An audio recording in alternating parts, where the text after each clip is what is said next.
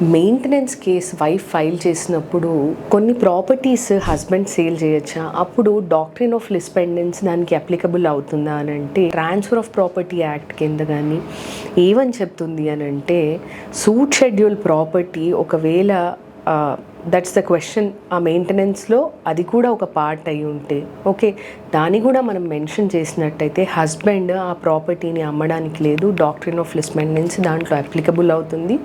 So definitely అతను ఏదైతే sale చేస్తాడో అది వ్యాలిడ్ అవ్వదు according to supreme court ruling. Nagubai Ammal versus Shyamarao అనే కేసులో కూడా దీని గురించి సుప్రీం కోర్టు రూలింగ్ ఇవ్వడం జరిగింది. ఏదైతే సూట్ షెడ్యూల్ ప్రాపర్టీని ఛార్జ్ క్రియేట్ చేసి అందులో ఉంటుందో ఆ షెడ్యూల్ ప్రాపర్టీ ఒకవేళ హస్బెండ్ అమ్మినట్టయితే కేస్ ప్రొసీడింగ్స్ పూర్తి అవ్వకముందే ఆ సేల్ వ్యాలిడ్ అవ్వదు.